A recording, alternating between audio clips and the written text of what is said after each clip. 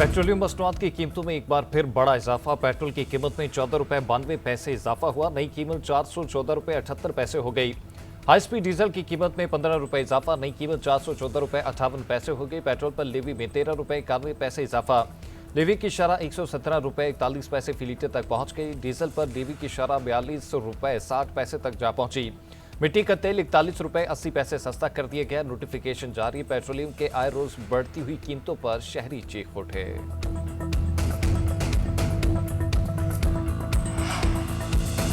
मुल्क की मईशत के लिए अहम पेशरफ्त। IMF ने पाकिस्तान के लिए $1.2 अरब की अगली किस्त की मंजूरी दे दी। IMF एग्जीक्यूटिव बोर्ड ने वाशिंगटन इजलास में किस्त की मंजूरी दी।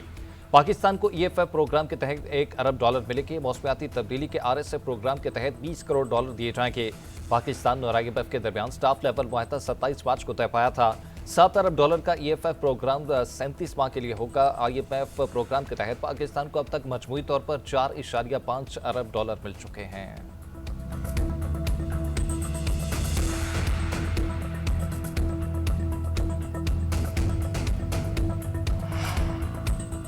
दहशतगर्दों पर जमीन तंग होने लगी। Security forces in action. Khyber Pakhtunkhwa में खुफिया इत्तला पर 2 ऑपरेशन। दहशतगर्दों से झड़प। फायरिंग के तबादले में भारतीय हिमायती याफ्ता 5 दहशतगर्द हलाक। भारी मिकदार में असलहा और गोला बारूद बरामद। ISPR के मुताबिक टांक में 4 और डीए खान में एक खारजी को जहन्नुम वासिल किया गया। मारे गए ख्वारे दहशतगर्दी की मुतअद्दिद कार्रवाइयों में मुलव्विस थे।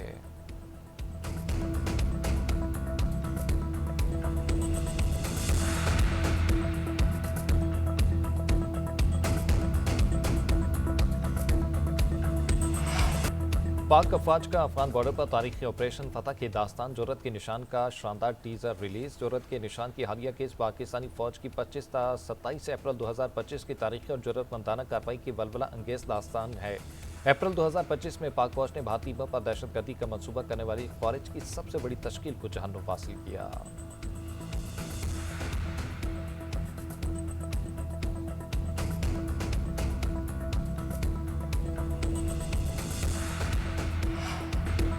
ईरान से जल्द जवाब की तवक्को है। ईरानी फौज खत्म हो चुकी। आगे देखते हैं वो क्या करते हैं। इराक में मेरा हिमायती याफ्ता वज़ीर आज़म मुंतखब हुआ। अमेरिकी सदर की मीडिया से गुफ्तगू। ट्रंप का कहना था कि रूस यूक्रेन जंग में बड़ी तोसी देखना चाहता हूँ।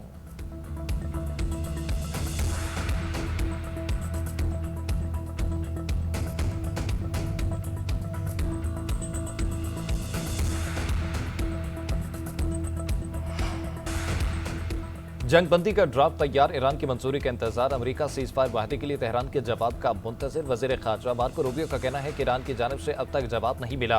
अमेरिकी तजवीज़ पर आज जवाब मौसूल हो जाना चाहिए। उम्मीद है तेहरान संजीदा बात मुज़ाकरात के अमल की तरफ जाएगा।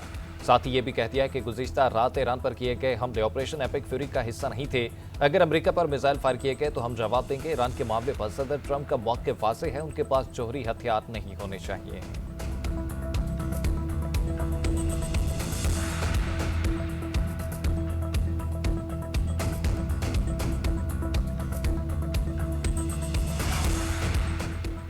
अमरीकी तजवीज़ पर अभी हतमी नतीजे पर नहीं पहुंचे। वाशिंगटन को अभी कोई जवाब नहीं दिया। ईरान ने बता दिया। वज़ीर ख़ारजा की अपना हुर्मस में अमरीकी कार्रवाई की शदीद मज़म्मत। अब्बास अराग़ची कहते हैं कि मुज़ाकरात की बेस सजती है तो अमरीका जंगी बहस खोल देता है। क्या यह दबाव डालने की भोंडी हिकमत अमली है?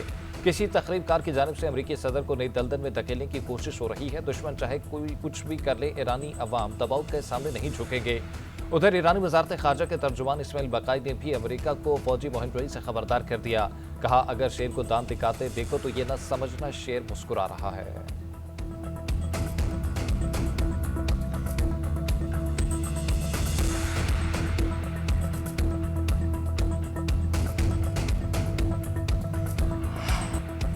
ईरानी सदर मसूद पज़ेश्कियान का कहना है कि जुल्म के खिलाफ जद्दोजहद ईरानी सरजमीन की तारीख का रोशन बाब है। ईरान की पॉलिसी बाहमी एहतराम और मुश्तरका मफादात पर मबनी दोस्ताना ताल्लुकात को वुसअत देना है। इस्तेमार और इस्तेहसाल की पॉलिसी की मुस्तकबिल की दुनिया में कोई जगह नहीं होगी। हमारे लोगों की सकाफत में रवादारी की जड़ें गहरी हैं।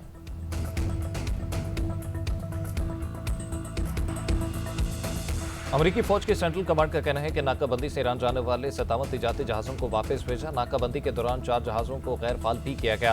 सेंटकॉम का मजीद कहना था कि नाकाबंदी बरकरार रखने के लिए 3 अमरीकी डिस्ट्रॉयर जहाज़ बहीरे अरब में हैं।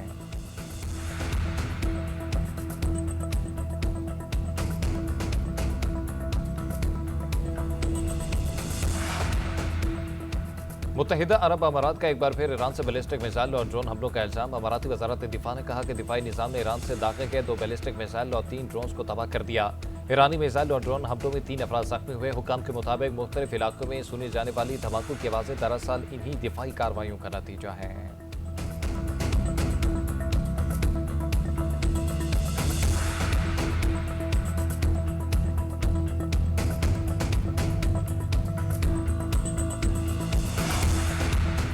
चीन का अपना हुर्मुज़ में बढ़ती कशीदगी और मुतासर होने वाले जहाज़ों की बड़ी तादाद पर तशवीश का एहसास। चीनी वजारत खारजा के मुताबिक अपना हुर्मुज़ में एक चीनी तेल बरदार जहाज़ पर हमला किया गया जिसमें चीनी शहरी भी सवार थे।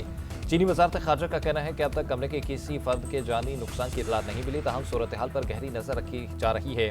चीनी मीडिया के मुताबिक चीनी टैंकर 4 मई को मुत्तहिदा अरब अमारात के साहिल पर खलीज में हमले का निशाना बना था। चीन कशीदगी में कमी के लिए फिलीपींस से राब्ते बरकरार रखे हुए हैं। इंटरनेशनल मैरीटाइम ऑर्गेनाइजेशन के मुताबिक अपना हुर्मुज़ में कशीदगी की वजह से 1500 बहरी जहाज और 20,000 मल्लाह फंसे हुए हैं।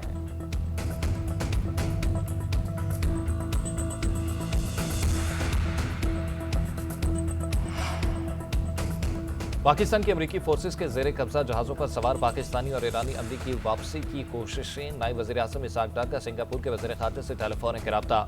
सिंगापुर के करीब मौजूद जहाज़ों की 11 पाकिस्तानी और 20 ईरानी अरकान की बाहिफाजत वापसी और देखभाल में सहूलत फराहम करने की दरख्वास्त। दफ्तर ख़ारजा और मुतल्लिका इदारे पाकिस्तानी शहरियों की जल्द वापसी के लिए अमरीकी हुकाम से भी राब्ते में है। नायब वज़ीर आज़म इसहाक डार का ईरानी वज़ीर ख़ारजा अब्बास अराग़ची से भी राब्ता। जहाज़ के ईरानी अमले की पाकिस्तान के रास्ते वापसी में सहूलत देने से आगाह किया।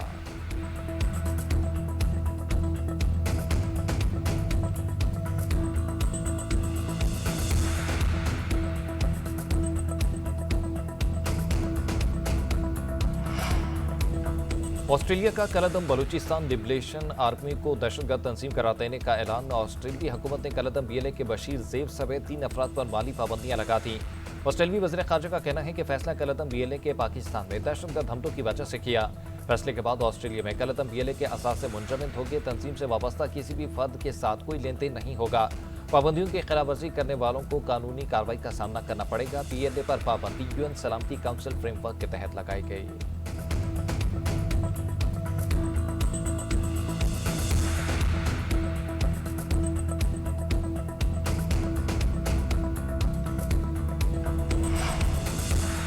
भारत पर कनाडा में खुफिया मुदाखलत और असर व रसूख के इल्जाम सामने आ गए। कैनेडियन इंटेलिजेंस की तहलका खेज रिपोर्ट मंजरियां पर आके पार्लियामेंट में पेश की रिपोर्ट में कहा गया कि खालिस्तान तहरीक कानूनी सियासी सरगर्मी है। इंटेलिजेंस रिपोर्ट ने भारत को गैर मुल्की मुदाखलत करने वाले अहम ममालिक में शामिल कर दिया।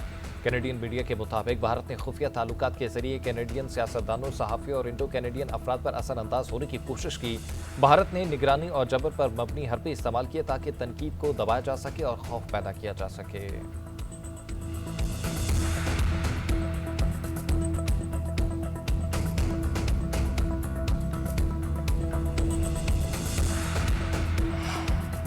वजारत दाखिला का मुत्तहिदा अरब अमारात से पाकिस्तानियों की बेदखली की खबरों का नोटिस। सोशल मीडिया पर मखसूस अनासर की जानिब से प्रोपेगेंडा मुस्तरद कर दिया। यूएई से पाकिस्तानी की मुबैना बेदखली की खबरें बेबुनियाद करार। वजारत दाखिला का कहना है कि अरब अमारात में किसी मुल्क या अफ्रीका के खिलाफ मखसूस डिपोर्टेशन मुहिम नहीं चल रही। अमारात से बेदखली सिर्फ मेज़बान ममालिक के कवानीन की खिलाफवर्जी पर होती है। मनगढ़ंत खबरें मज़मूम मकासद के लिए फैलाई जा रही हैं। पाकिस्तानी शहरी बदस्तूर यूएई के वीज़े हासिल कर रहे हैं।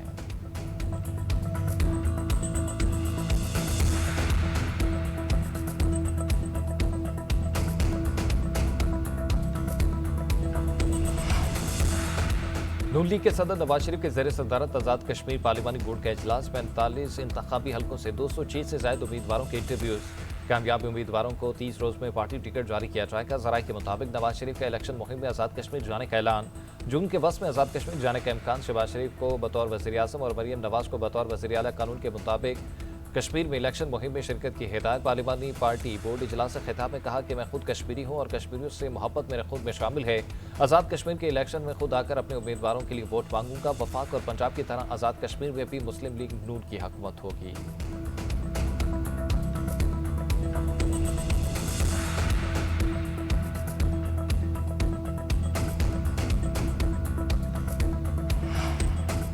पब्लिक और प्राइवेट शराकतदारी के जरिए सिंध की समाजी और मुआशी तरक्की तेज करने का फैसला। वज़ीर आला सिंध की ज़ेर सदारत public private partnership policy board का इजलास।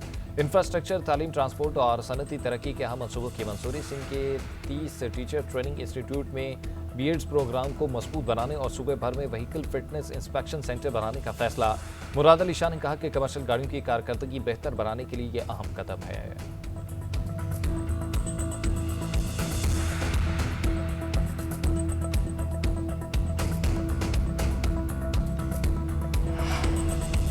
मनसूबा साजों और फैसला साजों की पॉलिसियों के बायस आज गुर्बत बढ़ रही है। वफाकी हुकूमत को अवाम की फिक्र नहीं, सिर्फ बानी पीटीआई को नीचा दिखाया जा रहा है। वज़ीर आला खैबर पख्तूनख्वा सुहेल अफरीदी का पेशावर में तकरीब से खिताब। कहा, हमारी पूरी एक नस्ल तालीम से महरूम रही है। जब अमन नहीं होगा तो रोजगार नहीं होगा, सरमायाकारी और तरक्की भी नहीं होगी।